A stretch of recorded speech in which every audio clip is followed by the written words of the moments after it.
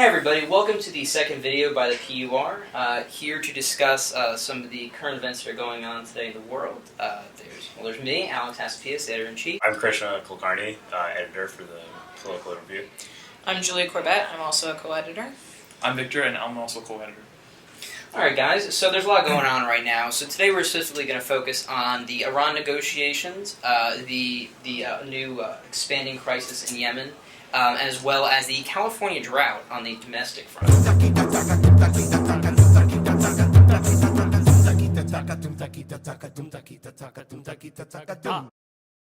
So, Victor, why don't you tell us a little more about the updates that we've had since the deal was first struck, since we heard about it about a month ago? Sure, Alex. So there's a lot of debate over the exact details of the negotiation. And this includes, like, how will the sanctions exactly be lifted off? What will the repercussions be, or the punishments, if Iran decides to renege on its agreements? No, there was actually, we were talking about this before, but there was an interesting article that came out in the New York Times, I believe it was the New York Times recently, this sounds like something that no one should really know about. It sounds like something that was totally leaked. But essentially, we've gotten word that out in Tennessee, the United States has essentially created a replica power plant that they have in Iran. So essentially, based on the intelligence that we have, the centrifuges that Iran has, and the kind of capabilities that nuclear plants have, we have created a replica plant, and what they're calling a reverse Manhattan project. So instead of trying to create an atom bomb, we are trying to stop it, or we're trying to figure out how close Iran is to actually creating one of these weapons. But it really goes to show you the lengths that a lot of countries are going to try to figure out how is Iran building these weapons. That's another thing. Is Iran building these weapons? Yeah. And how close are they doing that? Is it safe to enter negotiations with a country that we can't even, Trust even on a fundamental 75% of Right. trust? Like, the fact that we have to build a replica of their nuclear program that we ourselves aren't even sure of the makeup completely is somewhat frightening. And we're moving into these sort of plans and testing with a risky asset, this risky subject, nuclear programs. That's extreme dire risk. But I think the U.S. does want a return to, or some extent, to the relationships between the U.S. and Iran, before the Iranian Revolution. Exactly, and there haven't been legitimate diplomatic talks since 1979, and as Obama, it's the same thing with Cuba. As he said, this has been a long-running policy that just hasn't worked, really. And there is the argument that sanctions brought Iran to the table. However, there's also the argument that there's a reformist president that's just been elected. You could also argue that there's, sort of a coincidental, drop in oil prices that brought Iran to the table. True. I mean, again, when we talk about countries like Russia, for example, the president has gone out and said, well, look at these sanctions that we implemented in Russia. Look how effective they've been. Well, isn't it also a coincidence there? The Russian economy is tanking just as oil prices have gone to the floor. And that was the same thing during right before the Iranian Revolution. Oil prices completely sunk, and the Shah's regime, was totally dependent on this oil money to fund his projects. And once his development projects were drained of their funding, the people were, their taxes drained went of support. up. Yeah, they were drained of the entire support, and educational programs suffered, welfare programs suffered, and it was because I think, really, these recessions are really behind a lot of these kind of events. Yeah, for sure. It's also interesting just to see the battle between the Revolutionary Guard and the more, I guess, liberal or more welcoming of democracy of leaders like the President Rouhani and other people like him.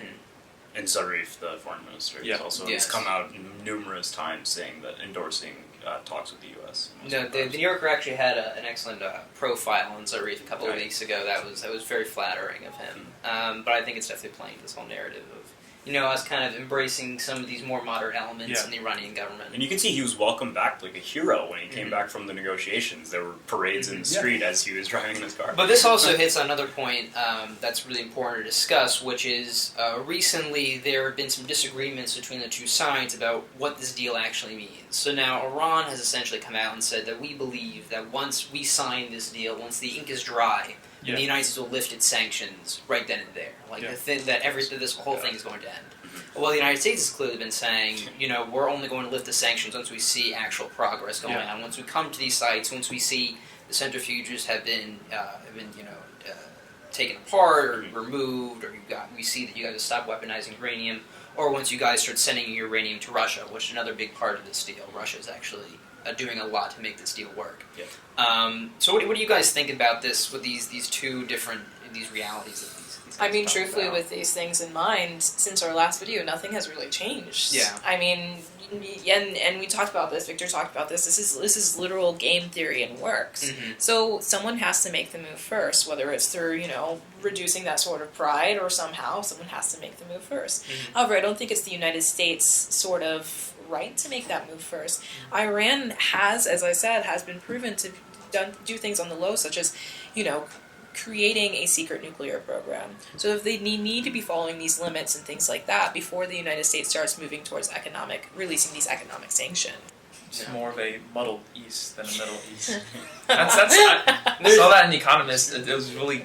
I thought it was really great. That sounds Poignant, like very a very economist thing to say. Absolutely. Yeah. Absolutely. And it's really hard for us to really understand these because there are a lot of overlapping identities that people have in the region, which I mean are really based on religion, ethnicity. There are a lot of tribal connections, and there are also political ideologies that are spreading around, and it's really tough. I think Bassem Youssef, Okay. he went on the Daily Show, and Jon Stewart was like, "Can you help us understand this?" And he said it's just absolutely mad because you can't like stick an identity to one person and or their loyalty because there's so many different loyalties that they have, and it's hard for us to really place a system on it. I mean, it's incredible what's going on in Yemen, just because we have the United States fighting Iranian-backed rebels, while the United States is dealing with Iran, while, I mean, all these different things are happening. Absolutely. And, I mean, the wheeling and dealing is, the twisting of alliances has really gotten to the point where it's sort of mind-boggling.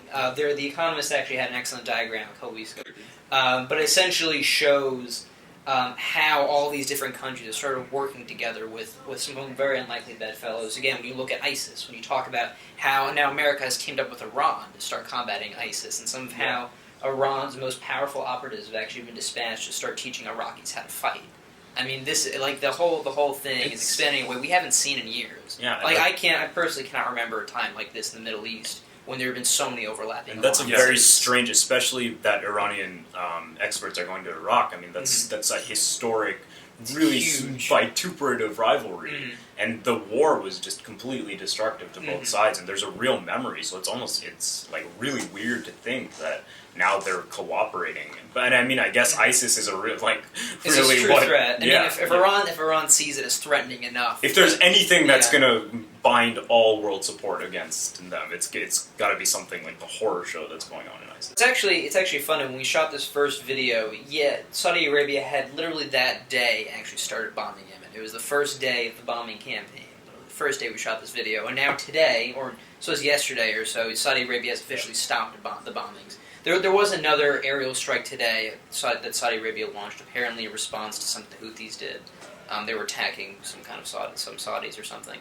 But for all intents and purposes, the bombing campaign is over. So have you guys seen any kind of changes over the past month or so? Do you think this bombing campaign has actually accomplished anything? This month-long bombing campaign? I think it's just destabilized the region further. I mean, and it hasn't really, it hasn't gained the Saudis anything, and it's really it's thrown the whole thing into disarray, even though it was in disarray beforehand as well. I mean, the only thing that this bombing by Saudi Arabia has sort of accomplished is destroying all of Yemen's infrastructure, and actually having sort of the killings of civilians by accident. So what exactly was this accomplishing? I believe Saudi Arabia realized that they weren't accomplishing anything with these bombings and realized that they needed to stop. Now, it seemed like, well, from what we know, the terrain in Yemen can sometimes be troublesome, and I think the Saudis realized they were kind of in, sort of the danger of being quagmired in this country, trying to deal with these rebels, trying to fight them off, and I think they clearly saw the costs are going to the roof, and it was just not worth it. I think they're not realizing the gravity of the situation.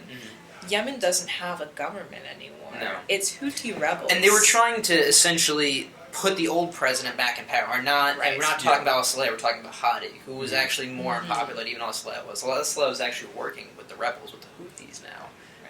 And I think they realized it's just a lost cause trying to put this old sort of unpopular guy back in power. So Julie, why don't you give us the primer here on the California drought? So as of a couple of months ago, actually, the government has announced that they only have a year's worth of drinking water left.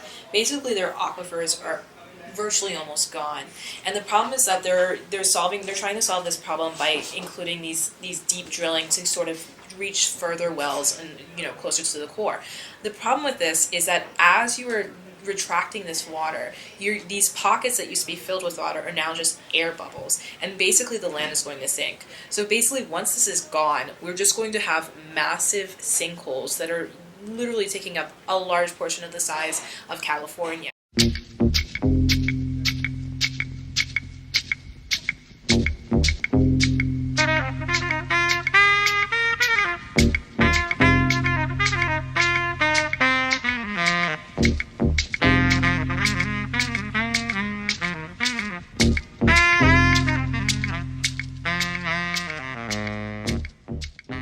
Now, the problem is that a lot of people are just playing the blame game.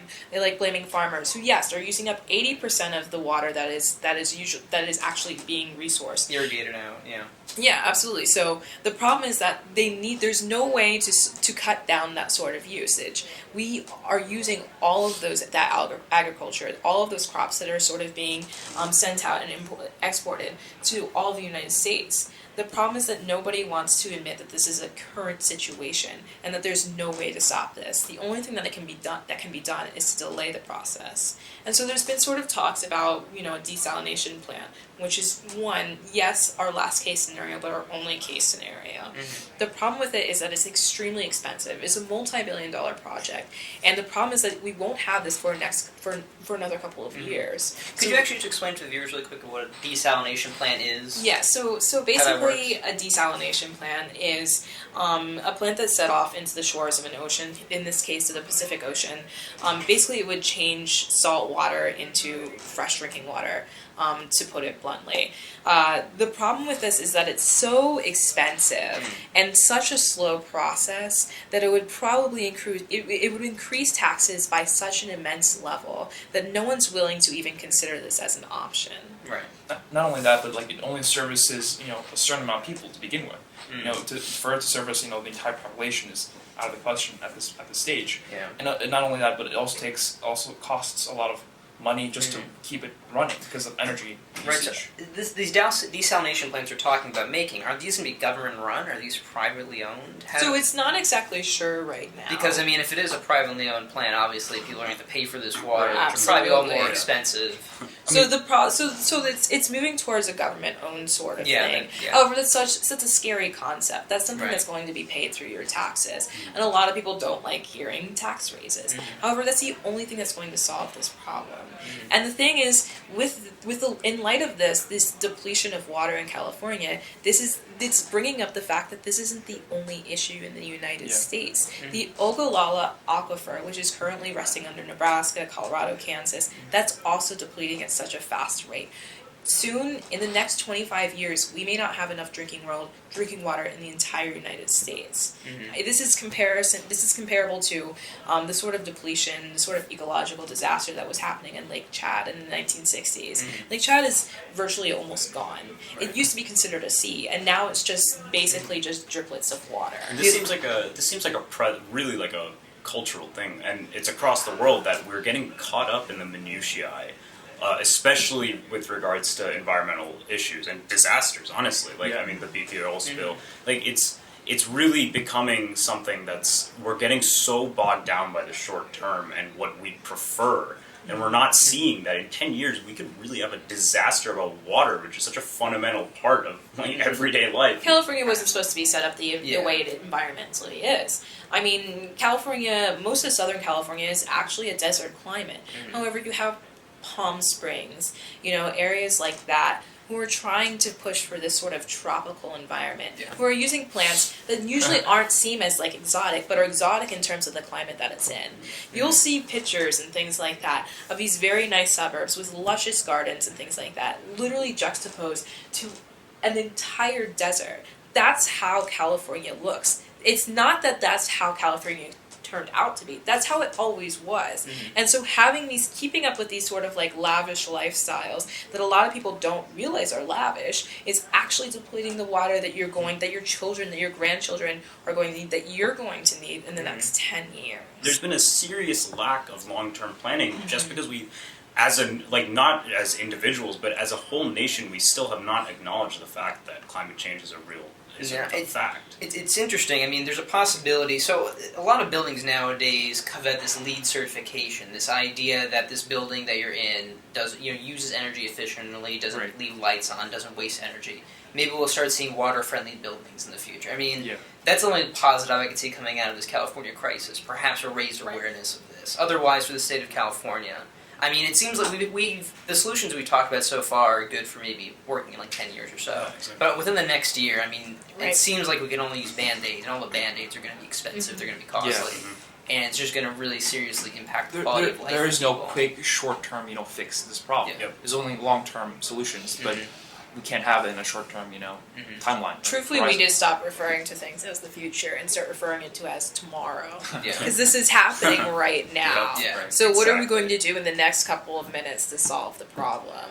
And if that means, and we joked about this earlier, returning to Carter era ways, I'm talking about people turning off their lights and reserving energy, and rationing out water. If we need to ration out water, that's what needs to happen. Not only will that cause sort of a social change, but that will actually physically cause people to move out of the state of California. And if that's what needs to happen in order to conserve energy and to conserve water, then that's what needs to happen. What a wonderful world. Yeah. Happy birthday, guys.